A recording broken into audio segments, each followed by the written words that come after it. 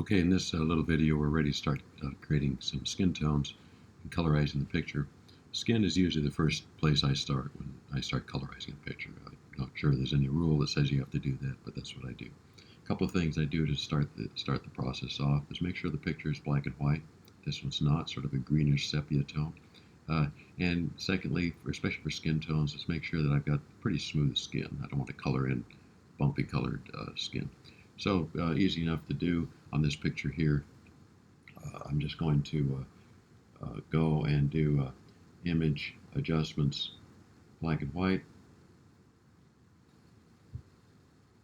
It's now black and white. Don't have to worry about it. I'm not going to be fancy about this thing. Got a black and white picture. I've showed you before how to create smooth skin, but I'm going to do it real quickly again here. Command J to create a new layer. Filter, camera raw filter.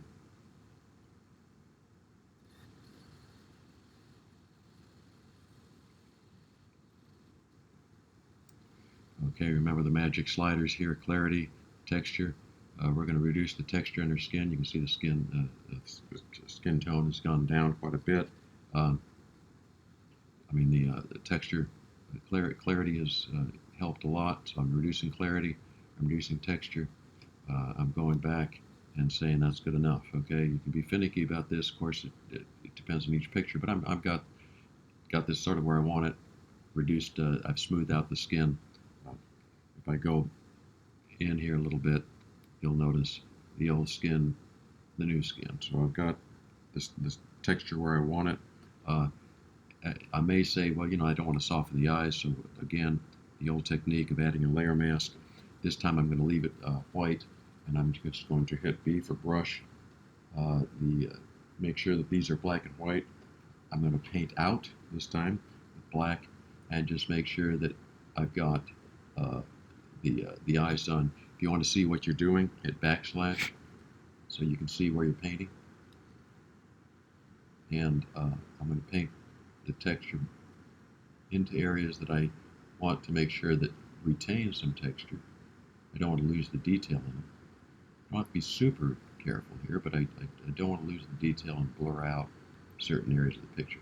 I don't mind losing detail and blurring the background. I don't mind even the dress, but the eyes and the lips, things like that, and of course the hair. I want to make sure that I keep the texture in the hair. Okay. So now I've gotten the texture back in these areas. Hit backslash again. Picture's ready to go. It's been turned black and white and smoothed out. I'll go layer that. Now I've got a beginning picture. I can start doing the colorizing on. There's a couple of ways to do the colorization. One is to, first step in either one, I'm going to bring over. I have these color palettes I created in the previous tutorial. So I'm bringing the color palette over because I'm going to use this color. Two ways of doing it. One I'll call the simple way. The other is a more complicated way using the entire palette. One, we're going to just use one of these colors and paint, then I'll show you the difference in why I did one versus the other. Okay. So the first way, and it's this way you would use to color almost anything, a dress, almost anything. But let's use this thing, this first thing, way. I'll first go to the background, create a blank layer on top of that. I will then go edit, fill that layer with a color, right? And I'll pick a color, right? So I'm going to pick the skin tone. I'm just picking a mid-tone. I could pick this one. I think it'll be fine. The mid-tone is good. I can always go back and change it if I need to. And you'll see it fills this layer up. I can turn this little the palette off. I don't need it right now. I've got this layer here. In order to, the trick in colorizing is to blend this using blend modes into the layer below it. I usually start with color, but you can experiment with other blend modes if you want to, especially when you're coloring other colors. But I'll do color. Okay, you can see it gives it a nice skin tone, but I want the whole picture to have that skin tone. So, like we talked about before, create a layer mask, Control I invert, and then B for brush. Make sure the brush is semi-hard here. It should be soft, but it was a little hardness to it. It should be pretty much on the soft side. And then with a with a white brush on black, I want to reveal that layer. I'll hit X. If this is not black and white over here, hit D first. Okay, hit D, and it puts white on top of black. That's the default. And then I can hit X to paint in and paint out. Okay, I'm painting in, so I'm painting X, and I can start painting. I'll change the opacity of this thing to 100%, and that's the simple process now of painting in skin color. So I've got the skin color going, and I would continue doing this very carefully until I got all their skin painted. One thing I wanted to point out though is that I'm not going right up to the edge, mostly getting close to the edge, but not completely to the edge, and there's a reason for that. You don't want this thing to look like a cartoon with really sharp edges. So that's one reason you use the soft brush, so that the edges of the brush are semi-transparent. The other thing you can do is you get toward the edges here, along the dress or along your shoulders here. You can reduce the opacity of the brush there quite a bit, so that you can build up the effect along the edges. So let me go back in and get close to the edges here. For example, the shoulder, a little close to that on my initial pass. But what I can do now is build up the effect. And yes, it's going to be blurry, but you want it to be blurry along the edges. This is not a modern digital picture anyways. And so I can sort of build up using a transparent or semi-opaque brush. Where I went over here, I can hit the X. As you see now, I'm painting on black, and to remove some of that.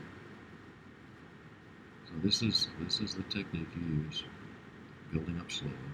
As you get into areas like this, okay, using this transparent brush to build up the techniques, that build up what you're doing. You can even zoom in further. And if you're wondering why it takes so long to colorize a picture, you're seeing it right here. So you're going through it very carefully and doing that. So that's essentially the process, okay? Painting in their colors, and you can see the mask where I painted. Okay, so let's go back out, look at what we've done. It's not perfect, but this is the simple technique.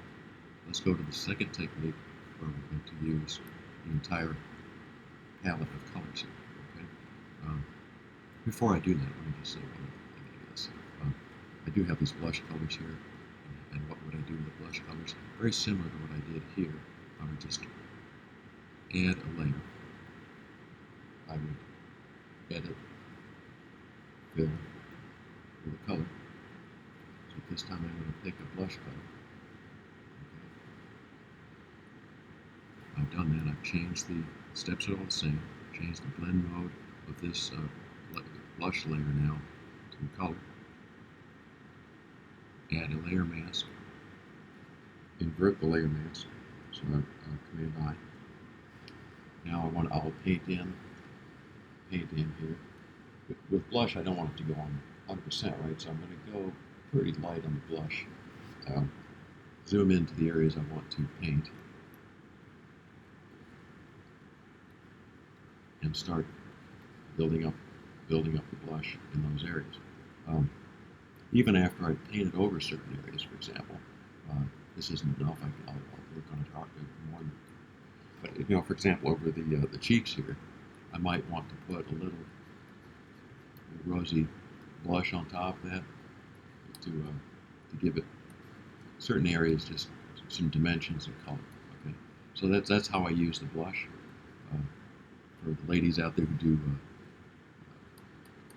to do makeup, that's probably a common. You do a better job than I do, I'm sure. But anyways, that's it. So that's the process. Skin tone, and blush on top of it, and I'm all set. I can obviously go back and do more with the eyes, sharpen them up. We have a previous tutorial on that. So that's it for now on that one. Let's go to the more complicated way of putting skin in. I'm going to get rid of this layer that we just did, and this layer that we just did, and say, okay, what is the more complicated way of doing this? Back out. Instead of just putting a flat layer here, what I'm going to do here now is add a gradient mask. Adjustment, gradient mask. Okay. And what a gradient mask does is it provides a gradient, okay, that you notice I clicked on the tool and not on the, it started off in the mask. Make sure when you do this that you're on the gradient itself, because I'm going to be changing what the gradient is. It gives the gradient defines a range of color from dark to light that'll match the dark to light in this picture here with these colors, okay? So I want dark skin to light skin. I want that gradient to be dark skin to light skin, so it's easy enough. I'll click on the dark color here. I will then say I want it to be a color. You see this eyedropper? I've changed that to the dark color. I'll click here, create another point. Click here, create another point. Click here. There's not much difference there. Click here, and click on the latest one over here. Now I've got a gradient. See, I can change the points on this gradient, and you can actually play around with these points after you've done it. You can go back in here and adjust it after you've painted the skin. You can go back in and adjust the gradient a little bit if you want to see if it makes a difference. It'll be there for you. So okay, let's say I've got that gradient about where I want it here. Again, going to this, it's keeping my cursor on the gradient mask itself. I'm going to change it to color, just like I did before. Okay. Now I've got a gradient of color here. I go to the mask that came with it, inverse the mask, and as you know, B, brush, same thing. Let me just take this gradient off of here and go back up, change the opacity to 100%, and start coloring in. Same process as I did before. And you'll say, boy, that was a lot more work than just painting on a flat layer. Why would you want to do this? Well, it may or may not make a big difference to you, but there's small differences. Before this thing, I did create a comparison chart here, where I colored in using a single color and then colored in using the gradient mask. It's a little hard to tell on this thing, but you can sort of see it with the, and I hadn't, you'll notice the picture is pretty rough. I hadn't smoothed this picture out. I did this really quick without smoothing it. With the single color, the colors are a little bit flatter across here. With the gradient mask, you get a little bit more reds, a little bit more dimension. That's my belief, anyways, in the picture. You may not agree, but that's the way the difference is. So I prefer the gradient mask over the flat tool. And so once all that's done, you've got the skin cone. The next thing to do is to get down and start coloring other things. And the process is going to be the same. I'll have a video on that, but it's the same.